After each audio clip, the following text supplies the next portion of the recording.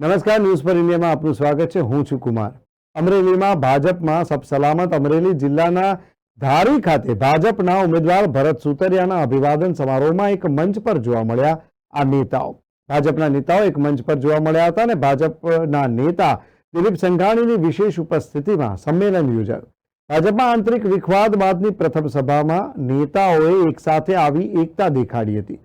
ધારાસભ્ય કૌશિક વેકરિયા, સાંસદ નારણ કાછડિયા, ધારાસભ્ય જેવી કાકડિયા, મહેશ કસવાલા, જનક તળાવિયા સહિતના નેતાઓ એક મંચ પર જોવા મળ્યા। ગઈકાલે હકુભા જાડેજા દ્વારા મિટિંગો યોજવામાં આવી હતી અને જૂથવાદ ન હોવાનું જણાવ્યું હતું, ત્યારે આજે એક સાથે જોવા મળ્યા ભાજપના આ નેતાઓ। આ અંગે સાવરકુંડલા ધારાસભ્ય મહેશ કસવાલાએ પ્રતિક્રિયા આપી હતી।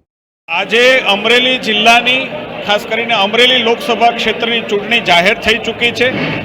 ભરતભાઈ સુતરિયા ભારતીય જનતા પાર્ટીના ઉમેદવારના સમર્થનમાં ધારી, બગસરા, ખાંભા વિસ્તારના કાર્યકર્તાઓનું સંમેલન આજે યોજાયું। આપ આ માહોલને જોઈ શકો છો। દ્રશ્યમાન થાય છે કે જે પ્રકારે કાર્યકર્તાઓમાં ઉત્સાહ છે।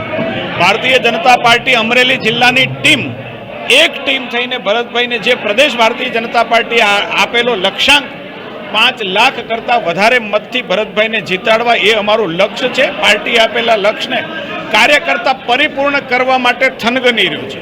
ભારતીય જનતા પાર્ટીનું અમારું જિલ્લાનું શીર્ષસ્થ નેતૃત્વ ભાઈ શ્રી દિલીપભાઈ સંઘાણી, અમારા સાંસદ ભાઈ શ્રી નારણભાઈ કાછડિયા સહિતના સિનિયર આગેવાનો પણ સૌની ઉપસ્થિતિ છે। કાર્યકર્તાઓમાં ઉત્સાહ છે અને જે પ્રકારે દેશની અંદર સ્વયંભૂ ચાલેલો નારો કે અબકી બાર 400 પાર, આ લક્ષ્યને પૂરું કરવા માટે ભારતીય જનતા પાર્ટી અમરેલી જિલ્લાના કાર્યકર્તા પોતાની આહુતિ પણ એમાં આપી અને એક કમળ અમરેલી જિલ્લાનું દિલ્હી માનની નરેન્દ્રભાઈને મોકલી આપશે, એમાં કોઈ મનમેખ નથી।